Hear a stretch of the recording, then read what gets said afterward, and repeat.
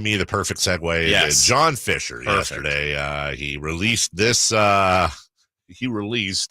This letter to Oakland Athletics fans, and it reads as follows.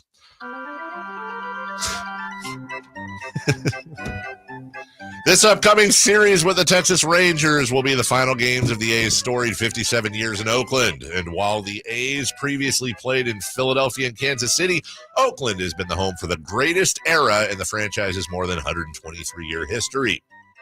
4 World Series championships, 6 pennants, 17 division titles, 7 baseball Hall of Famers, Charlie Finley and his mule, Billy Ball, Reggie and his incomparable swagger, Raleigh and his handlebar mustache, Dave Stewart, and the stare, Bill King's Holy Toledo, Ricky Henderson, the greatest leadoff hitter in baseball history. The list goes on and on. Triumphs, near misses, the 89 Loma Prieta earthquake in Game 3 of the Bay Bridge series, the 20-game win streak, a Hollywood movie, and an unmatched cast of players, coaches, and fans. We've had it all. And that, I know, is what makes our departure so very hard. The A's are part of the fabric of Oakland, the East Bay, and the entire Bay Area. When Lou Wolf and I bought the team in 2005, our dream was to win world championships and build a new ballpark in Oakland. Over the next 18 years, we did our very best to make that happen. We proposed and pursued 5 different locations in the Bay Area, and despite mutual and ongoing efforts to get a deal done for the Howard Terminal project, we came up short. Only in 2021, after 16 years of working exclusively on developing a home in the Bay Area, and faced with a binding baseball agreement to find a new home by 2024, did we begin to explore taking the team to Las Vegas. There are millions of dedicated and passionate A's fans in Oakland and around the world. Countless dedicated staff members and Oakland Coliseum employees have poured their hearts into this team, and their efforts have meant so much to our community. I know there is great disappointment, even bitterness, though I wish I could speak to each one of you individually. I can tell you this from the heart, we tried. Staying in Oakland was our goal, it was our mission, and we failed to achieve it. And for that, I am genuinely sorry. Looking ahead, I hope you will join our beloved A's as we move forward on this amazing journey. I hope I will see you again sporting the green and gold, and I hope we will make you proud. John Fisher. York. All those, I know this was about Oakland, but all those mentions of Sacramento and Vegas in there, huh? All of them. Yeah. Remember when that was sincere. The Kings were all but gone, Mm-hmm. and the then website Grantland, run by Bill Simmons, posted an op-ed from the Sonics Gate guys, basically saying, Sacramento, we feel your pain. We lost a team. Now we're getting a team back. Here's our advice to you on how to do the same. We're rooting for you. We're going to show you how it's done. No, we showed you how it's done. Now here's our blueprint. And like in their case, I always felt, and I got to know them a little bit, they're good guys. Mm. I think it was well-intentioned, but it went over, speaking of, like a fart in church. And of course it would. It's like stealing somebody's wife and being like, look, I know you're divorced now, but I got your wife. Right. Here's how you get another wife. Here's how it worked with your woman. Like, that's not going to help, even if you think it's constructive. This has none of those intentions. This is John Fisher. I don't even know why. Well, I do know why he put it out, because he and his team are completely inept of any morsel of positive PR whatsoever. I would like to focus, Jason, just on one line, for example, in the beginning. Well, to be clear, this isn't for A's fans. This is for people outside of the area that don't know that much about the story. And he's trying. It's the people in like Vegas that say, like, why should Oakland get a team? They've had their time to get a stadium and they just never did it. That's on them. They'll read that and they'll go, oh, I mean, they won't, but he says, though I wish I could speak to each one of you individually. Well, let's just take that for a second, just for funsies. Well, why can't you? Why can't you? Too many people. To talk to one person and then another and then another and another, you'd probably have to talk in front of a large group of people. Or any group that isn't the legislature in Nevada. Or a press conference in the Bay Area. Or a press conference in Sacramento announcing that your team's relocating and taking some questions. Right.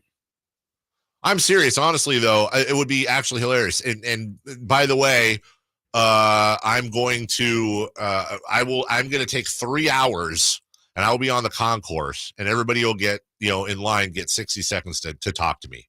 And you put him in one of them like Pope Mobile things where like he's surrounded by plexiglass, but somebody can sit down and say whatever they want to him. Like, I feel like at least that would be ballsy. that would at least be something. He does not care. And I saw this thing the other day somebody sent me. I guess the good news is that all of the, in all of this, what we don't talk about enough is the Oakland A's employees all the way down to concessionaires and the Peanuts people and all that stuff. They're all gone, but they are getting first crack at the jobs in Sacramento. It actually literally was a letter to A's employees saying, hey, you're going to be at the front of the line. If you want to relocate your entire family and life to Sacramento to sling peanuts, no offense, you're at the front of the line. Like that was going to make a difference. And I think that's where my issue is so black and white with this thing. When you own a franchise, it is a public trust that you happen to make a lot of money off of, because ultimately people are paying to come watch your players play. And the A's have been cheap since John Fisher bought the team, and arguably a little bit before, but they had success too. And people still paid. They went to the stadium. They paid for their tickets. The advertisers paid. NBC Sports California paid. And it's one of those, what's the saying? Was it Mark? I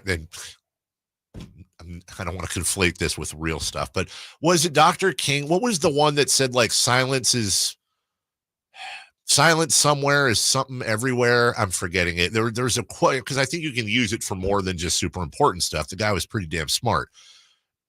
I feel like participation in anything John Fisher related is complicit. You're being complicit, right, towards he's not just a terrible owner. Like Donald Sterling was a terrible, racist, horrible owner. Daniel Snyder was a terrible, racist, horrible owner. And I can't say the racist stuff about John Fisher. Like, he's just a bad owner. I mean, I don't know. I'm just saying. But Washington's still in Washington.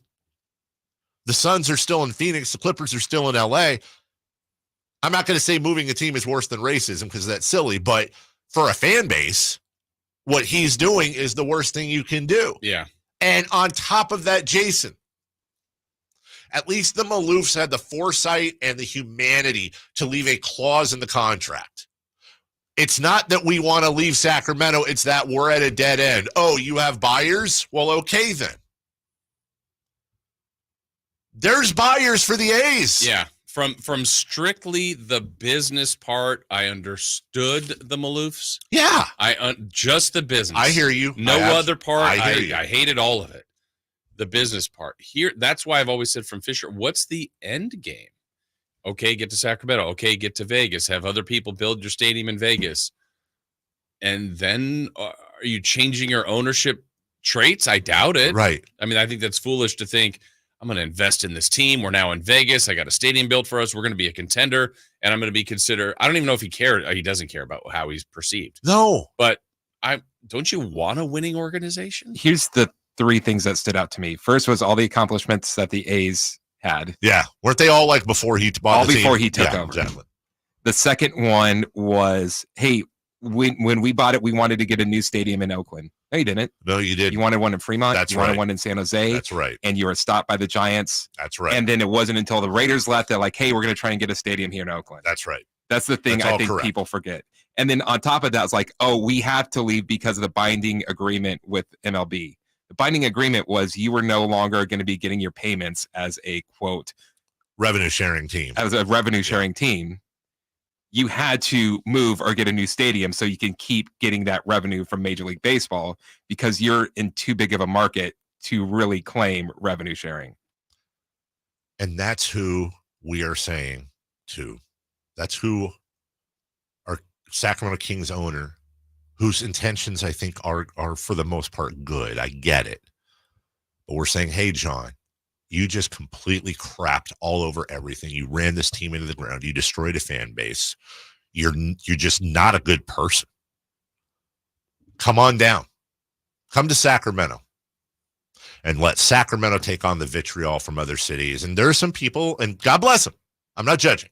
They can put their fingers in their ears and blah, blah, blah, blah, blah. I don't care. I get to take my son to watch Aaron Judge or daughter to watch Aaron Judge. I hear that. God bless you. Can't give this guy a penny, man. And the fact that he's even, you know what? I think it's contagious. It's like John Fisher is a disease, and you're bringing him into a stadium where there's no masks, and you're putting him in there. You're putting his product in that stadium. And you want to talk about, would this attract baseball? No. My worst fear is that this is just going to make Sacramento look terrible. And by the way, not to mention jinx the Kings. Let's really be honest here. We'll take a break. When we come back, Sean Salisbury next. Our first year as the radio home of the San Francisco 49ers is one we will never forget. It's a toss to McCaffrey, a cutback run 30. Break.